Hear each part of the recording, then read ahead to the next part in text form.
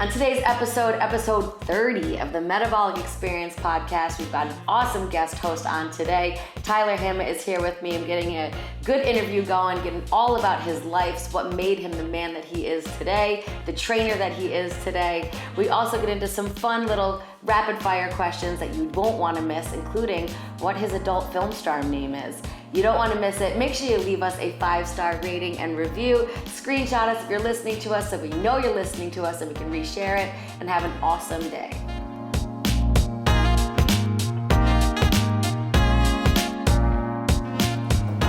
All right, I am here with the legend, Tyler Hammett. So excited to have you here, my man. I know your birthday is coming up. Any big plans? Yeah, next year I'm going to New York City. Are you really? Supposed to be. Yeah, I gotta talk to Matt about that. But Friday. Matt, Tyler's going to New York City. As long as we don't have the trainer meeting. And if we do, I still gotta go. But Friday, me and my brother gotta go down there and celebrate with a couple of my friends. Nice. And that's really it. Nothing too special. I'll probably eat a lot, But So Brian's birthday is the 23rd. I don't know if you know that, of July. Oh, yeah. My birthday is the 7th. So we were talking recently about, do you remember ever having, a best birthday ever? Is there, a birthday that you can remember being this is awesome? And no pressure, because I'll tell you, I don't remember one. But, do you have one that you remember being, your best? Yeah, honestly, so I feel like most people would say your 21st birthday. But mine wasn't that fun, and I don't really remember much of it. But I know I didn't do anything crazy. Yeah. I would say maybe when I was, 10, 11, 12. I'm not really sure. I had my birthday at Funplex. Oh, big deal. Was that the one that had the roller coaster inside? No, I don't know. They had go-karts, they had bumper boats. Oh, okay, yeah. And there was ricochet backboards, and I could dunk back then, so I thought I was cool. But besides that, that's the only one I can remember. And besides that, they weren't really too crazy, I guess. There was none that stick out for me as being super awesome, but I do remember I was in probably 6th or 7th grade. My mom threw me a surprise birthday party, and we have the whole thing on video, and I still feel guilty to this day. My grandparents drove to my house because I didn't know what was going on, and they pulled out a little too far, and I saw that my parents bought us a trampoline. They bought me one of those big trampolines for my birthday. And I was amped, super pumped. So we pull in and I go running into the house and everybody was surprise! And I didn't even say thank you. I was just I'm jumping on the trampoline! And I went outside and my mom was the look on her face of sheer disappointment. And I knew as I was outside bouncing on the trampoline that I screwed up, I did the wrong thing, and still to this day, I carry guilt over for that moment. I was that was, and it's on camera too. That's why. Yeah. Right, I think if we could just erase it and nobody knew it was gonna happen, it would be one thing. But seeing all my friends surprising me just leaving, it just trampoline. Yeah, it sticks with me to this day. I just feel terrible about it. All right, so. I'm so excited to have you here with me today, Tyler. I'm going to give, you'll go into a little bit more of your backstory and stuff like that, but I got to give a little bit of my history of you before we get going. But, so I met you 3 years ago, right? When you walked into the Clifton Park Metabolic Gym. And I'll never forget the first day because James called me and said, Lyns, I've got a guy coming to work out in Clifton Park today. You can't miss him. He's 7 feet tall, real good kid. I think he might make a good trainer. And I was all right. And so as I'm getting ready, getting my grid ready, getting to class, getting started, in comes you. And you ducked under the door to come in, and I'm Italian, obviously, So I was gonna hug you, but I didn't know where to grab you. It just seemed inappropriate no matter where I went.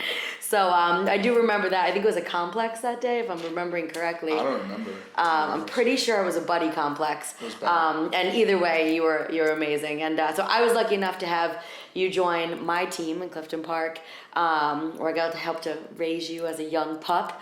But right away, I knew Tyler was a special person.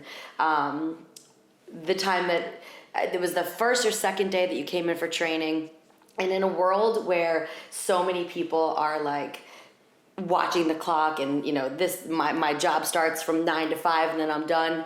I will never forget your shift had ended and you asked if you could come back to the noon class to watch me teach the noon class so that you could take notes and learn. Mm-hmm. And like, that was the moment when I knew that you were going to be phenomenal. So 3 years later, your passion for fitness and your clients is unrivaled.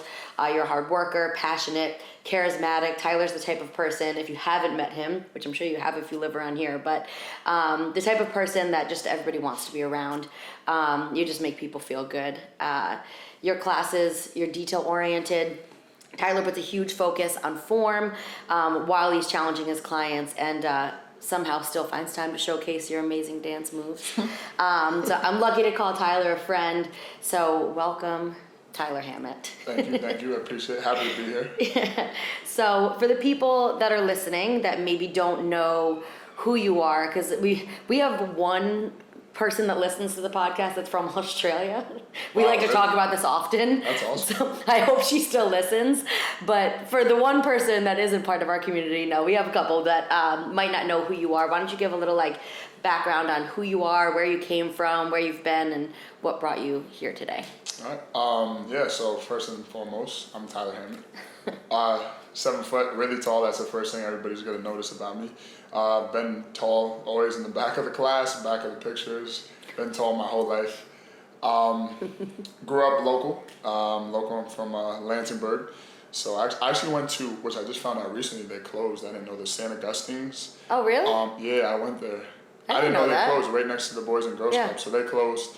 But I went Was that there. elementary school? No, that was kindergarten. That was kindergarten? Oh. Elementary school was Baby Rensselaer Ty. Park. Baby Ty, which was 4 feet tall. Then I went to Rensselaer Park. Pretty much around here, it was either Rensselaer Park or Turnpike. Right. That's where everybody went. Then I went to Knickerbocker Middle School. Went to Lansingburg. College, I went to college down in Long Island. I went to Malloy College. Played basketball there, of course. Mm-hmm. Did you go for basketball, or you went and played basketball? I told people that was my major. Yeah, but no, my major was actually business management. So this is a fun fact. I wanted to be a veterinarian for big cats. For big cats? Lion King is my favorite movie ever. So from whenever it came out, I must have been 4 or 5. I used to watch it every single day at the babysitter until Lion King 2 came out, and then I watched 1 and 2 every single day. Yeah. So I was obsessed with cats and tigers and stuff. I know it's weird. So the day of when I went to set up my schedule, he told me how bad the course load was going to be as a basketball player, and I was like, okay, let's switch. And I went to business. No more big cats. I was like, I do biology, which I love, but there was a lot of pre-med, and I was just like, nah. So I switched it, and it actually ended up working out well since I want to own a business, own Metabolic at some point. So so I did that, played basketball there for 4 years. Then I went overseas to play in Germany, pro for a little while. Which, no big deal. Yeah, it was cool. Getting paid to play basketball is pretty awesome. What's the schedule like when you're playing pro, overseas? Is it pretty grueling? Is it Yeah, preseason was a couple workouts a day. We would run these huge stairs. I mean, the never-ending staircase we would do. We did skill work. Yeah. And then once the season starts, it was really just one practice, or if we had the time, we would do 2. It kind of all depends. But they didn't want to run us out or run us down with games and stuff. And once you travel, then it's similar to, I guess, college, I would say. But it's a lot more traveling. Huh. So I did that, and then came back home, was kind of contemplated what I wanted to do, and I had a couple contracts to go back overseas, but they just weren't really where I wanted to go. And James had told me about Metabolic for a long time. I used to pass Green Island all the time, but I never went inside. Didn't know what it was. I had no idea what it was, and then showed up one day, and that was all she wrote, pretty much. That's awesome. So what was high school Tyler like? I want to know about, everybody knows you now. You're this confident, outspoken. You're just this this force to be reckoned with. Mm-hmm. Were you always that guy? So honestly, I think being that guy, I like that. Honestly, I think being as tall as I am, as weird as it sounds, it forced me to grow up faster. Sure. Because people thought I was an adult at Right. 6th grade. I was like 6 feet tall, so people thought I was grown. So they would speak to me like I was grown. I had the opposite problem. Up until last year, That's I right. was a baby. Opposite. But yeah, so I think because of that, it forced me to kind of grow up quicker, and I always hung out with people that were older with me. I had always felt like I should have graduated a year earlier because I was friends with all those people, and those were kind of my circle, but I didn't. But high school in Tyler was pretty much, I would say, pretty similar, just not in good shape. I did a couple of sports. I did track at first. What did you do in track? The Pole shot vaulting? put. Oh my god! I did the shot put and the discus. I wanted to play other sports, but with growing so much, and my joints were just so bad, and I would struggle to run, and I struggled to do a lot of stuff.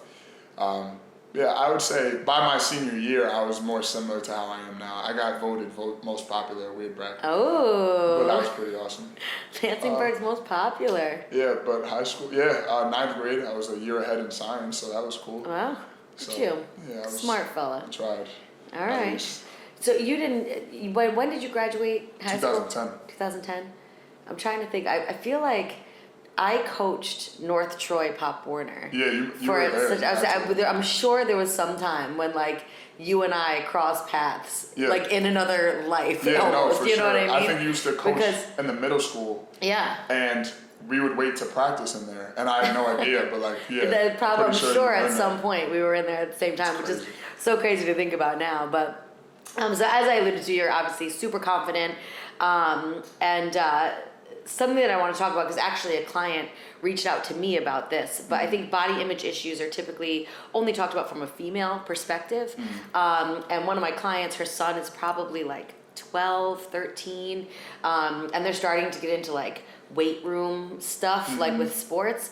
And he's like, when am I gonna like get abs? When am I gonna be able to bench press heavier? When, like, he's starting to become aware of his body, and I never really thought about it from like a male perspective. So like, do you have any insight that you could give any young men who might be like struggling or just like starting to enter that world? Like what advice could you give to them? Yeah, I would say so. I remember entering that world because I remember how sore I was the first time I ever lifted. That was terrible. But I would say, in terms of just starting to get into that, I think the biggest thing for me that helped to push me to get more active and to start, learning about myself and how to move my body, I think was sports was huge. I think not only from the aspect of, like playing a sport you love, but just the team camaraderie. And when you're in the weight room and when you're with all those guys you're all working towards the same goal. It's similar to like a metabolic workout. They all cheer you on. No matter if, you're not as strong as the next person, like they become like a family and a cheer group for you. Sure. So I think if you can get involved with some type of team, even if it's not the school team, that will just help you to kind of break through those barriers a little bit more. And it's always good to have somebody in your corner. So, when you have a whole team, it's 40 people or 15 if it's basketball, something like that. But I would trying to be more involved in sports was huge. Huge for me. So Did your height ever make you feel like self-conscious when you were younger, and like with other things that you did to like help yourself through that, or were you always pretty much just like, this is who I am? It's hard to remember, right? Just because I have always been like that. But I would say, it definitely made me self-conscious. Not to the point where I'm like, oh, I wish I was tall. I wish I was shorter.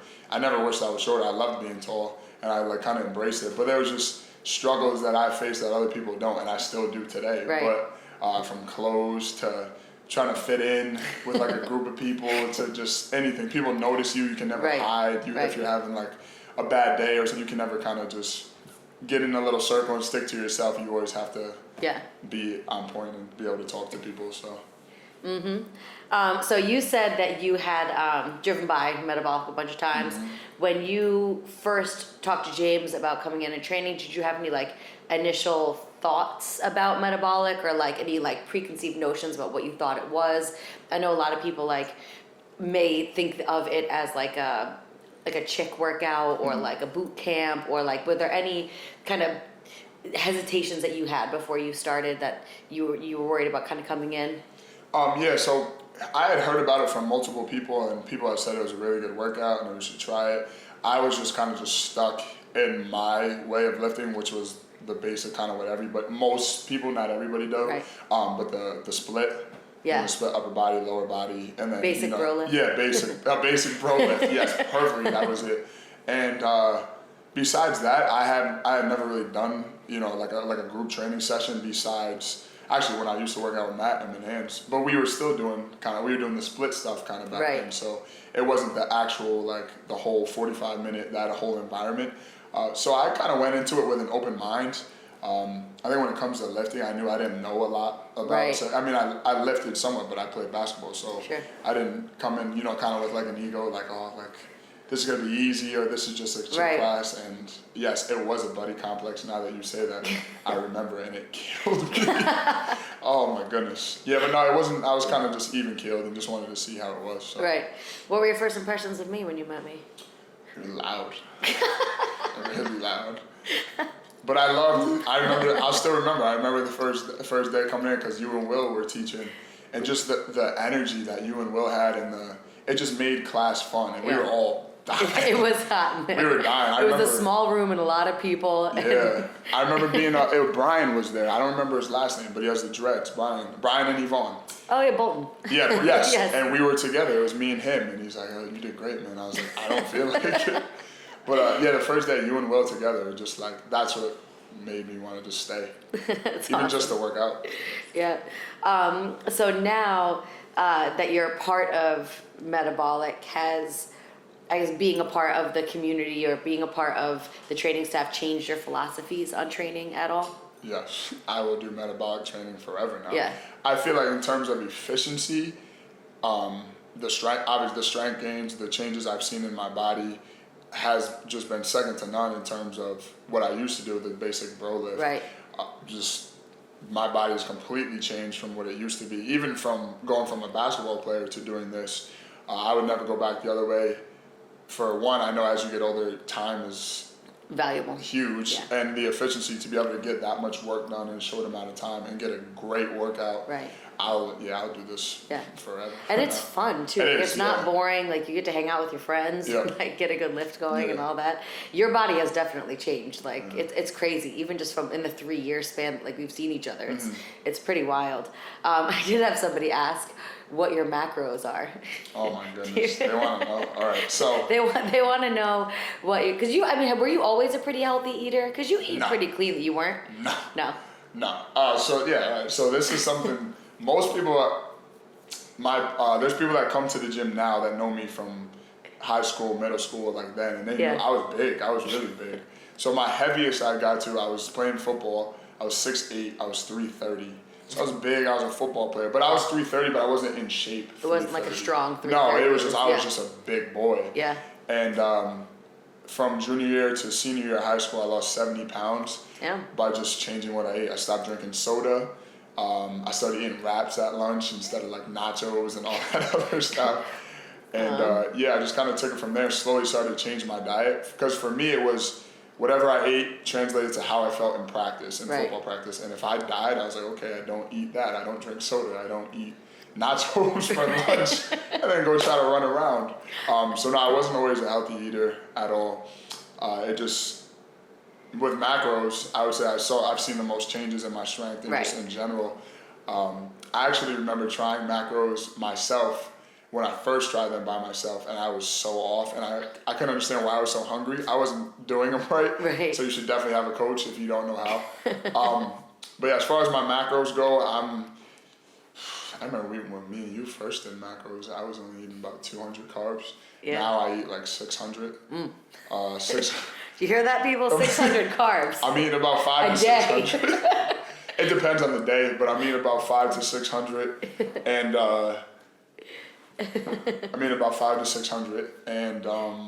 my protein kind of depends. I'm about 270 to 300 depending on the day, and my fats it depends to 100 to 120 or 130. I feel like we should do a challenge in the gym. Try to eat Tyler's macros. Yeah. Instead of the 10,000 calorie challenge, we should just all spend a day trying to hit your macro numbers and see if we can do it. Yeah, people say to me, they're like, I wish I could eat that much. I'm like, It's hard. It's hard. It's hard to eat this much. And you eat well too. Yeah, well, so now I eat healthy, but like, so I try to fill, when people think I have all those carbs, they think I'm eating Pop-Tarts and all this. I know I try to fill it with sweet potatoes and rice and, a lot of volume. good carbs, a lot of volume. So it's a lot of food, Yeah. but it just translates into being able to work out so hard too. So Right. I'm about 5,000 calories a day right now. Yeah. I think averaging over with the weekend, because the weekends, well, Right. it's about 4,500 Monday through Friday, and then the weekends, 1 to 2 days, I kind of can just, I have the freedom to eat kind of how I want. So. It's nice, but I mean, being as tall as you are, it takes your body probably 3,000 calories just to like get up out of bed in the morning and live and breathe and work. That's I don't remember. Pat DeVoe asked that. Patty Cakes. Trainer Pat. He wanted to know what you're eating. Yeah. One day, Pat, one day. So you are a big advocate for mobility work, obviously, Yes. and you've done a lot with yourself. But where did that kind of stem from? So it actually stemmed from 9th grade. I had basketball practice. Got a stress fracture under my left growth plate. Mm-hmm. They told me it was going to heal fine. Everything was going to be okay. It didn't. So my left leg is, I think, minimum. It's like an inch shorter than the other one, which they say it's kind of regular. People's pelvis can be off now and stuff. But I have orthotics in my shoes now that kind of help me, and I have really bad arches and monster feet. So I'm just a huge individual in general. But so being off, I mean, you got to think I played years and years of basketball. That's running, jumping, slamming. At the time, I was 270. So, I mean, this is multiple games and practices. And it just tore me apart, tore my back apart, my knees. So the only way to be able to actually be able to like play and to be able to keep going was to work on my mobility and make sure my core was strong. Because if I didn't, I wouldn't have been able to play. So I really got into mobility for personal reasons, and that's why I'm so strict about it with lower backs, and that stuff freaks me out. I think that's what makes you such a great coach, though. And I've always said, like, I think one of the reasons why I was a really good cheerleading coach is because I was a terrible cheerleader. Like, I wasn't good. Like, I wanted to be great, so I worked really hard to, like, become, and eventually I got to be, weird brag, I got to be really good. But the reason why I got good is because I worked so hard. I did skills and drills, and I like took private lessons, and I think that's what made me a good coach, because then I could use those skills and drills and everything that made me better. I could bring them to my cheerleaders and help them to get better. You know what I mean? And so I think that's similar for you. Like, something that makes you such a great metabolic trainer is that, like, you've been forced through your life to like work on these mobility issues, and you've had some back problems because of your height and all of that. And I think you have such a wealth of knowledge to give to the metabolic community because, unfortunately for you, you've had to learn it, but fortunate for us, we can learn it and help to kind of take some of those skills for you. I think it just helps, Yeah, no, it did. I think just in terms of life in general, the easiest way to learn something is to go through it. And I went through it and still continue to go through it. If I don't do my mobility stuff now and my physical therapy stuff to keep everything, the little things moving correctly, I get hurt. It's bound to happen. I think just too much sheer force on my joints and everything. It's bound to happen. It's a lot of body. It's a lot of body to move around. But we could all be better with that. You know what I mean? Sure. Like just working on mobility, doing a quick couple things before like a workout to just kind of get yourself ready to go, because so many of us running in from a long day at work after sitting down all day, and we like jump into a metabolic workout. And I think we could all take a page from your book and kind of get some take a few minutes to get some mobility stuff. I think as I age too, I know. Here we go. How old are you? 26. Cute. No, but so it's something I thought about for the future. Like, now that I know my basketball chapter is closed, I'm not going to do that anymore. I just try to think longevity-wise and try to think in 10, 20 years, am I going to be able to pick up my kids? Am I going to be able to walk? Simple things. So I think if I stay like as strict as I can with my mobility now, being as big as I am, it will just help me into the future, so I can just... I may not be able to squat 2 Tinas anymore, but I will be able to, still lift, still work out in general, which is huge. I feel like being my size especially, so. Yeah, as the famous Matt Phelps says, you have to be proactive and not reactive. There's quite a few quotes that we could stole go through that with him, but we've all stole that one. Do you have a favorite metabolic memory? Favorite? Yes, I do. This is gonna get a little gushy. I feel like. a little emotional. Here we go. I remember. Can we get some like sappy music playing during this, Kyle? No, honestly, and it has nothing to do with the. I mean, I've had favorite times working out. Sure. There's plenty of memories. I remember. There's too many. Honestly, there's too many. But one of the most, I'll say the most touching, the most touching memories for me was being at your wedding. Aww. And looking around, and first and foremost, when I saw you walking down the aisle, me and Will started crying. That was tough. But just seeing you up there and seeing how happy you are, and I just love Brian. He's amazing. Yeah.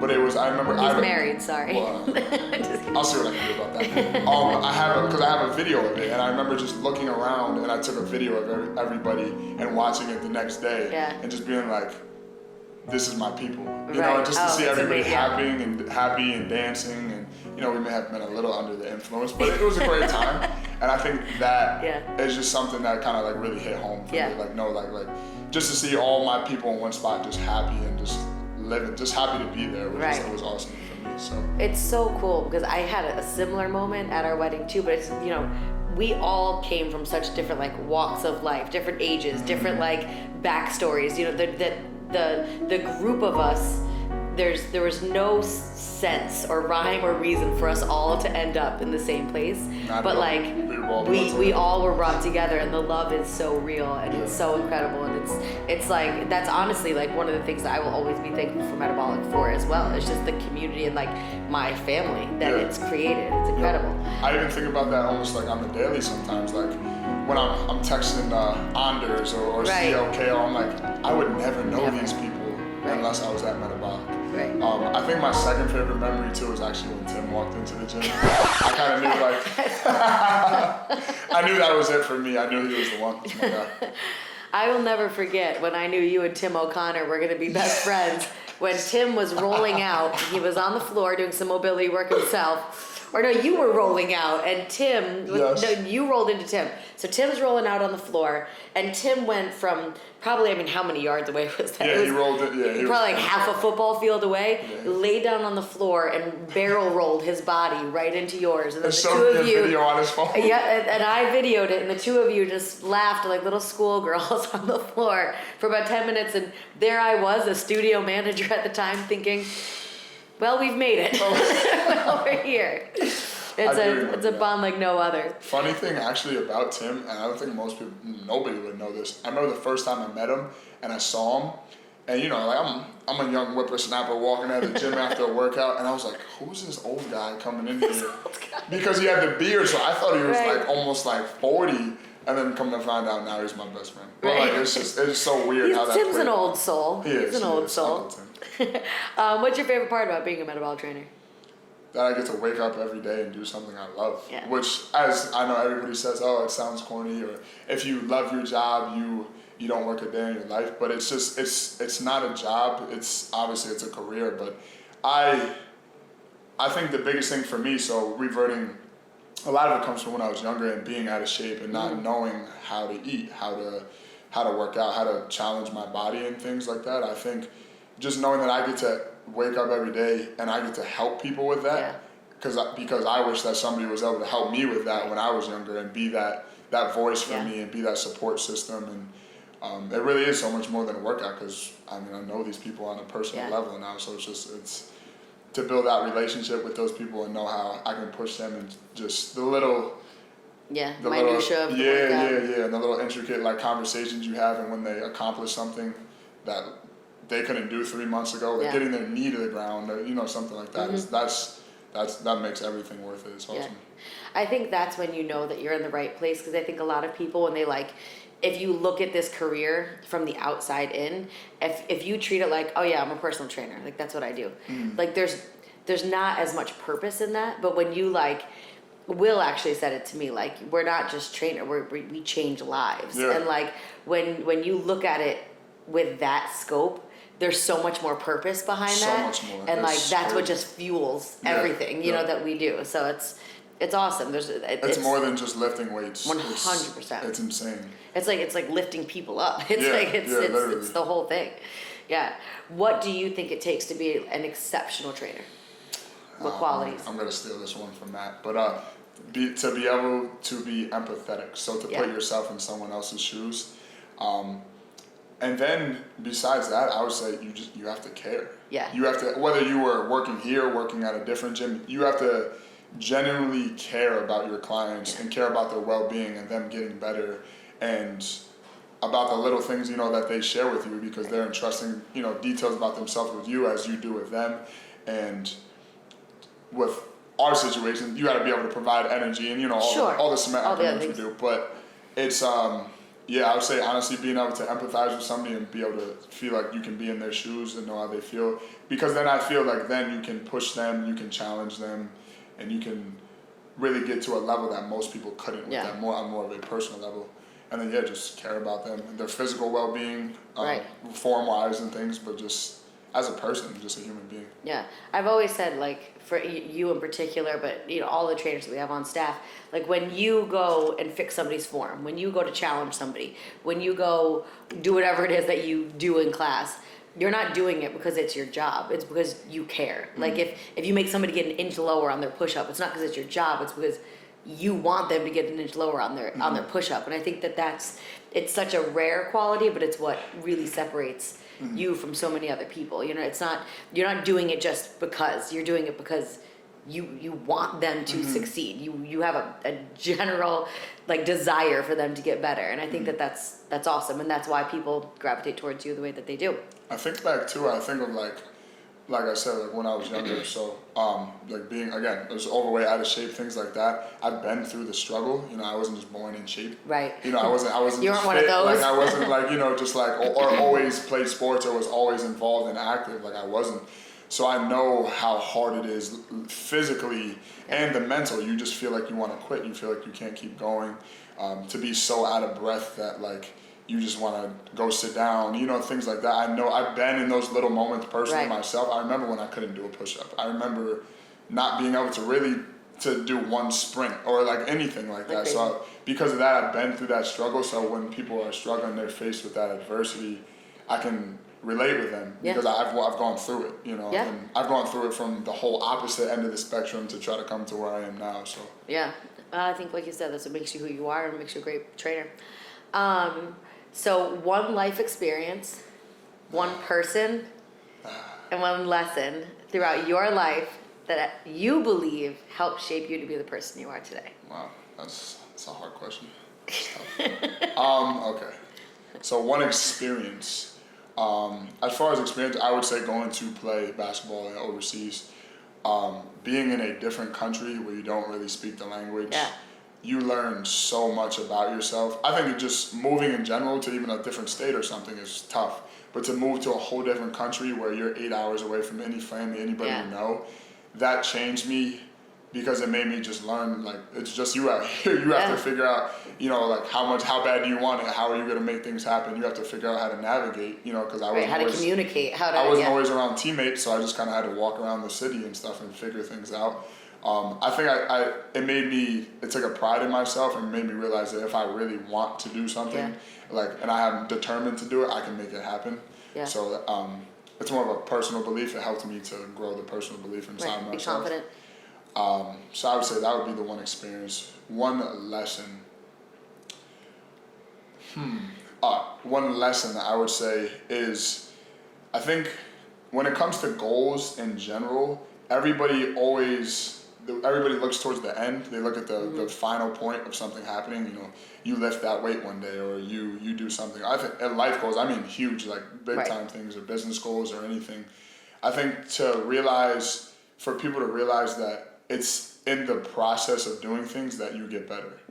So GitFat actually made a picture of something, like I was in the background, he put a quote, and this is the quote I said, you have to believe and trust that in the process that's where you get better. It's not that one day you're able to do something, it's every day you get up and work towards that. You're going to fail, you're going to keep falling, you're not going to be able to keep going sometimes, you're going to have to give up, but just just the fact that you get up and keep going after it, and realizing that in the process of all these things you're doing, then you're gonna have your aha moment. Right. But you can't just wait for that to get there and just hope it's gonna hit you one day. I always say you have to be okay looking stupid before you can look cool. Like when you're learning new skills, when you're like trying new things, like you're gonna screw up. You might look stupid a couple times, but like if you never put yourself out there and doing something that you're uncomfortable doing and look a little stupid, you'll never look cool. You know what I mean? Like you'll never be able to, people look at you now throwing up 2 Tinas and like, damn, that's cool. Yeah. But like, they didn't see the times in the gym when you were trying to do it and you knocked your fingers together and you had to drop them, or like,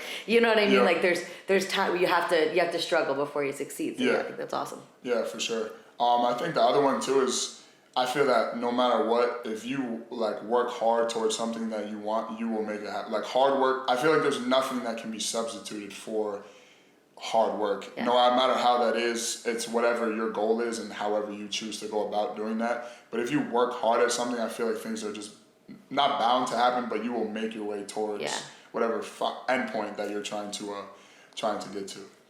And then what's the other one? Person. Well, I have a lot of people. I'm gonna say 2 people. So first person, so I've been here for 3 years now? Jeez, I'm getting old. But I've been here for 3 years now, and I'm talking to the people now. As you guys know, Lynsey took me under her wing, right from... Come on, don't do it to me, Come on, buddy. I'm gonna make a pregnant woman cry. Here we go, guys. I'm due to have a baby in 3 weeks, Tyler. Jesus. No, guys. No, seriously. Right from the beginning, this little lady, took me under her wing and, has always been there for me with anything I need. I might get a little choked up. It's fine. We'll talk about it. 7-footers cry too. But no, I mean, anything I ever needed, or I just feel like in terms of being a trainer, being a metabolic trainer, I would not be as good of a trainer as I am if I didn't start under you, And I just, you still continue to be there for me for everything and any questions I have. So that's one person. Well, I appreciate that, but I'm going to tell him he would be the trainer that he is today. She's lying. For me because he's good. She's lying. And then secondly, so Lynsey's my gym mom. And then I have to say my real mother, Jennifer Baltus, 6'1". She's very tall. Everybody always asks me that. Jen mom.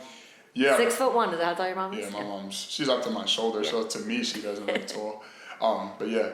I would say my mom was a single mom. It was her and, pretty much my grandmother who helped to raise me to who I am. And I would always hear people say, either say your mom did a great job or they did this and they did that. I mean, I feel like other people can relate to me, and anybody who hears this, they know to have a single parent. When you're younger, you don't realize it. You don't realize all that they give up and all that they sacrifice for you.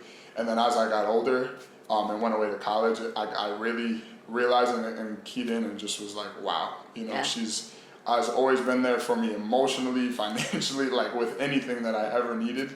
And I wouldn't be here. I wouldn't be successful in my life if she wasn't there. She's been my support system for as long as I can remember, and still continues to be. And was she tough on you as a kid? Like, was she a strict mom? Was she like kind of like could you get away with some stuff? She was strict, but I think not super strict. Yeah. I think it was more just from being younger. Right from the get-go, she just set the rules, and she made sure.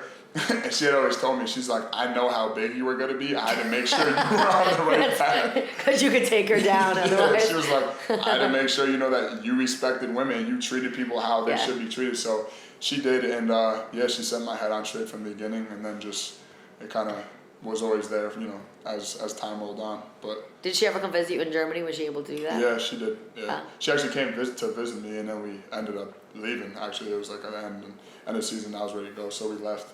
But yeah, no, she did. That's cool. She's been there every step of the way, and continues to be for me. So it's tough to talk about sometimes. I love it. Yeah. So the last serious question I have for you: what advice do you have for any trainers or young people in general on how to find and follow your passion? So, for me, the way I kind of fell into it was, at first, for sure basketball was my passion.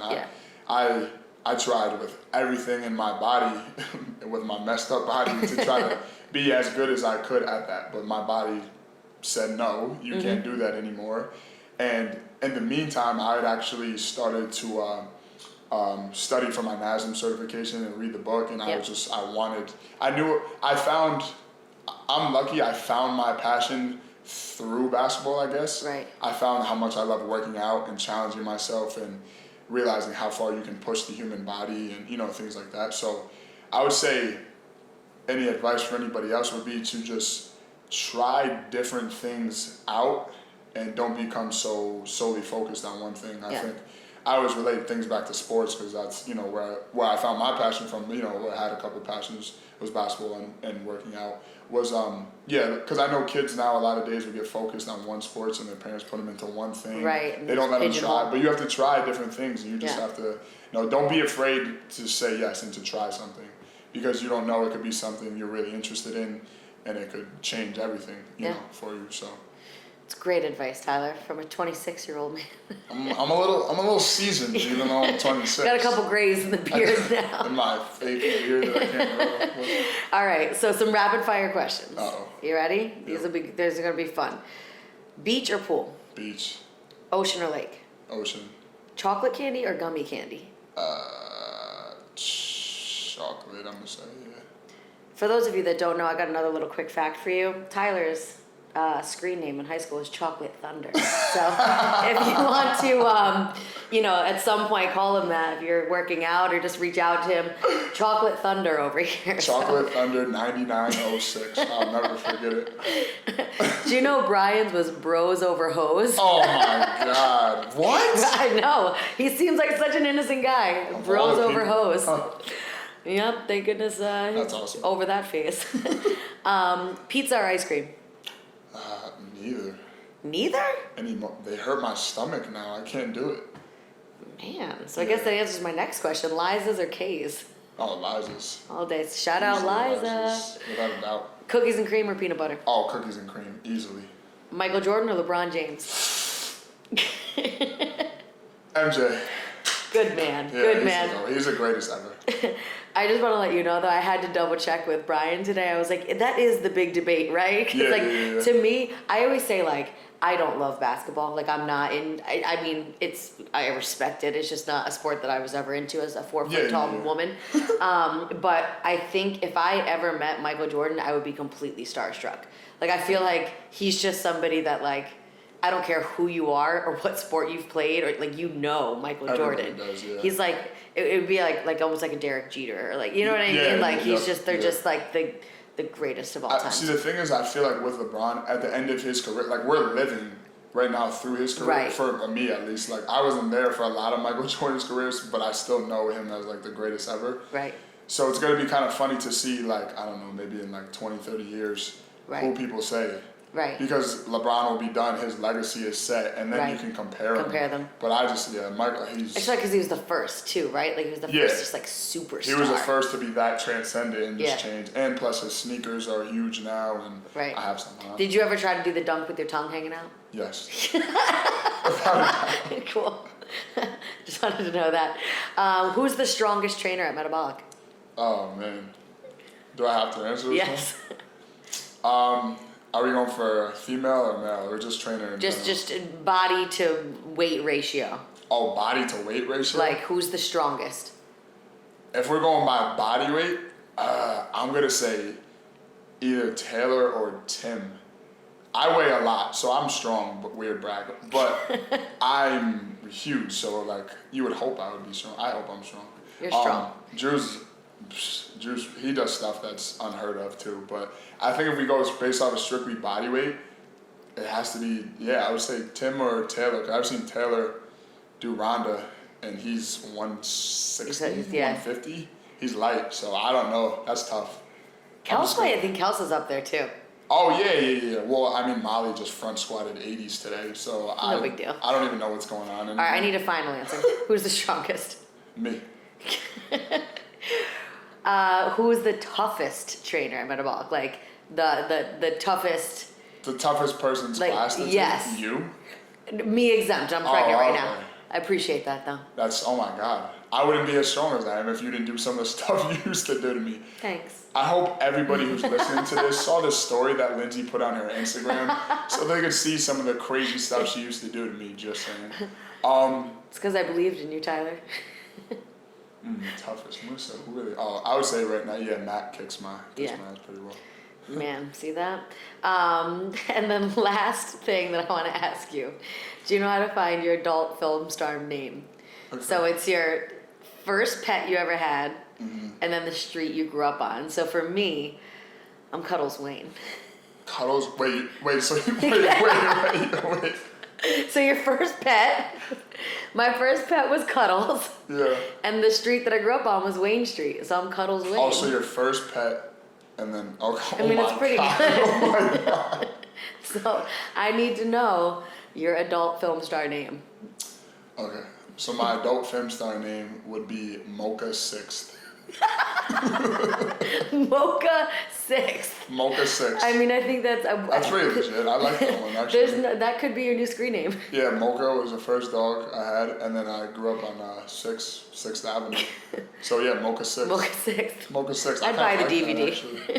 I'm gonna start using that one instead of Chocolate Thunder. All right, well, that's going to wrap it up for me. I appreciate your time coming out on a Friday, Ty. As always, guys, if you liked what you heard on the Metabolic Experience today, leave us a 5-star rating and review. Helps us to climb up the tracks and have everybody come find us out on the interwebs. So leave that 5-star review, screenshot us, tag Tyler. Tyler, what's your Instagram? What is T Hammett _20. So it's THAMMETT _20. Don't add the old one. Give Tyler a follow, all right? And we'll talk to you next time.